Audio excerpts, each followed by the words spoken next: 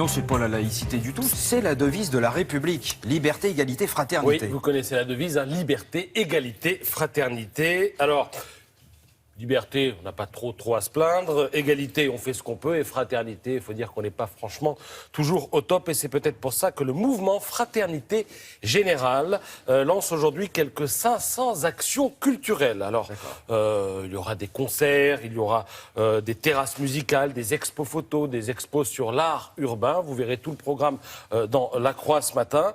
Ça va durer jusqu'au 10 novembre. C'est un mouvement complètement oui, c'est gratuit. Spontané, gratuit. Et c'est gratuit.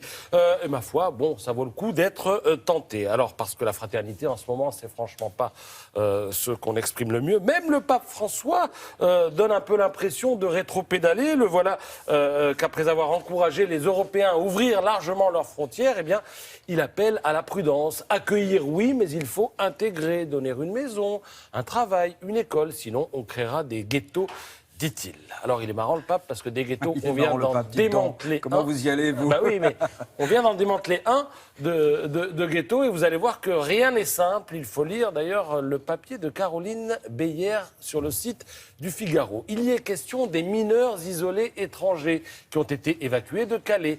200 mineurs ont donc été transférés vers des centres d'accueil. Ouais. Parmi eux, 22 ont atterri près de La Rochelle, à Fouras. Et si vous allez à leur rencontre, eh bien, vous n'en verrez que 11.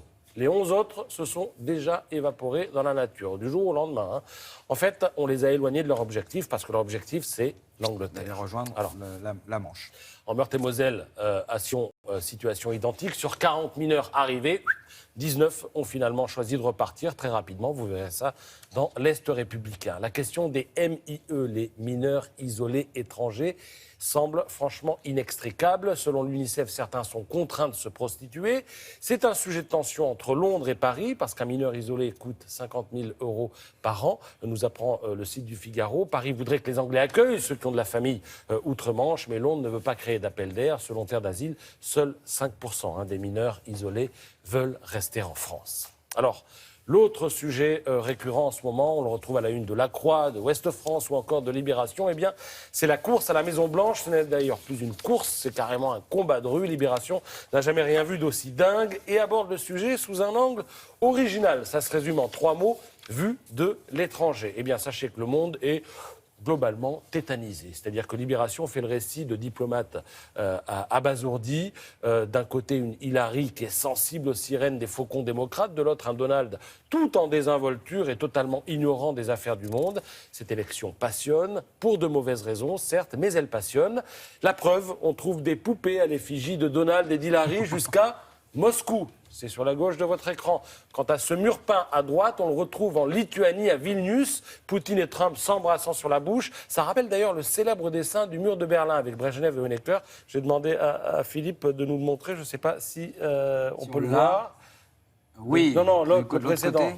Je demande à la régie si jamais vous avez Brejnev, Honecker disponible. Non, bon. Le voilà. Vous voyez, vous pouvez le voir sur le mur de Berlin, à Berlin, à l'endroit qui s'appelle East Side Gallery. Alors, autre illustration, on les a aperçus de cette passion planétaire. En Inde, les conservateurs hindous soutiennent Trump car il est anti-musulman, ça c'est sur la gauche. Au centre, vous avez au Mexique que Trump qui est caricaturé, moqué, honni pour son projet de mur. Et puis en Israël, des affiches vantant les mérites de Trump. On ne vote pas en Israël pour l'élection américaine. Cela dit, globalement, le monde a moins peur d'Hillary Clinton que de Donald Trump, une tendance que l'on retrouve dans tous les pays sondés. Regardez, ce graphique dit l'essentiel. À gauche, la confiance qu'inspire la politique internationale d'Obama.